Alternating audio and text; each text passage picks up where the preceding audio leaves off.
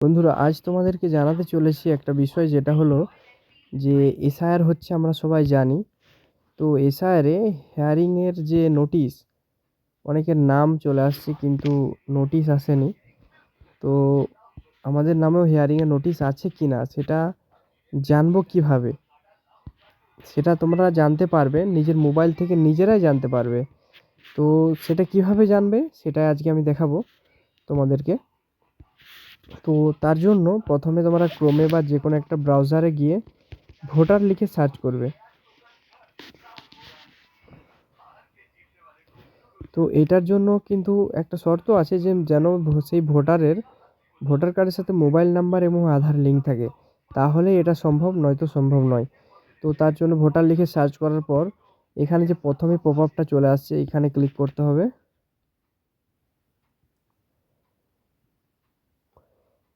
এইখানে ক্লিক করার পর তোমরা একটা অপশন দেখতে পাচ্ছ, submit document against notice issue. এই যে এখানে তোমাদের যদি ডেস্কটপ সাইট না থাকে, তো তোমরা এখানে গিয়ে এই থ্রি ডটে গিয়ে এখানে ডেস্কটপ সাইট অন করে দিবে, না হলে এইভাবে আমার মতন দেখতে পাবে না তোমরা। ঠিক আছে, তো ডেস্কটপ সাইটটা অন করে দিবে, তাহলে এইভাবে দেখতে পাবে। তারপর এখানে সাবমিট ডকুমেন্ট এগেইনস্ট নোটিশ, তো এইখানে একটা অপশন খুলে গেছে, দেখতে পাচ্ছ। তোমাদের এপিক নাম্বারটা এখানে ক্লিক করবে, এপিক নাম্বার দেবে, তারপর সেন্ড ওটিপি করবে।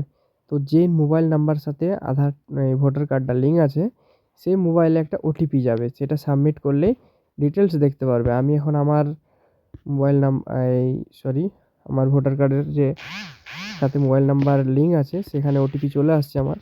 তারপর আমি সার্চ করার সাথে সাথে দেখতে পাচ্ছ তোমরা, চলে এলো আমার নোটিশ, মেমো নাম্বারটা সহ চলে আসছে। তো এখানে যে ডকুমেন্টসগুলো আপলোড করতে হবে, এই যে দেখতে পাচ্ছ, proof of residence relationship with parents, যে কোনো একটা ডকুমেন্টস আপলোড করলেই হবে। তো মাধ্যমিকের অ্যাডমিট তোমরা যদি থাকে দিতে পারো, নাহলে প্যান কার্ড, ড্রাইভিং লাইসেন্স, জন্ম সার্টিফিকেট, এইসব তোমরা দিতে পারো। তো যে কোনো একটা ডকুমেন্টস দিলেই হবে। যদি কেউ গ্র্যান্ডফাদার মানে ঠাকুর দাদা, ঠাকুর দিদা এদের সাথে লিঙ্ক করো, তাহলে দুটো ডকুমেন্টস দিতে হবে, এক তার বাবার দিতে হবে এবং একটা নিজের দিতে হবে। তো যেহেতু আমার বাবার সাথে আমি লিঙ্ক করেছিলাম এসআইআর সময়, তো আমার একটা ডকুমেন্টস দিলেই হবে, এখানে দিয়ে দেবো।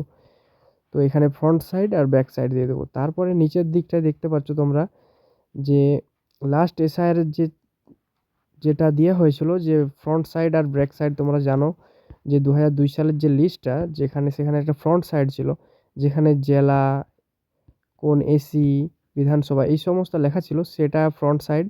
আর যে পেজটাতে তোমাদের প্যারেন্টসের নাম আছে, সেটা হচ্ছে ব্যাক সাইডে, সেটা আপলোড করে দিবে। তারপরে এখানে চেক বক্সে ক্লিক করে সাবমিট করে দিবে, ইসিং অ্যান্ড সাবমিট, এখানে ক্লিক করবে। তারপরে একটা আধার অথেন্টিকেশান নেবে আর কি, তো আধারের জন্য একটা ওটিপি আসবে, সেই ওটিপি দিয়ে সাবমিট করলেই তোমাদের হিয়ারিংটা বাড়িতে বসেই হয়ে যাবে। তো ওইসব করার দরকার নেই, আমি বলবো রিস্ক না নেওয়াই ভালো। যারা পারবে তারা করবে, যারা পারবে না, করার দরকার নেই। তারা বিএলও আছে, তারাই করবে, বিএলও দ্বারাই করবে। যারা বাইরে আছো তারা করতে পারো, তোমরা যদি নিজেরা পারো, তো সেক্ষেত্রে করতে পারো। বা তোমরা এটুকু দেখে নিতে পারো যে নোটিশ ইস্যু হয়েছে কবে, হিয়ারিং কবে ডেট আছে। আমার যেমন হিয়ারিং ডেট আছে 30/1/2026, ঠিক আছে। তো এইভাবে তোমরাও দেখতে পারো। আর ভিডিওটা ভালো লাগলে অবশ্যই শেয়ার করে দেবে, বন্ধুদেরকে দেখার সুযোগ করে দেবে।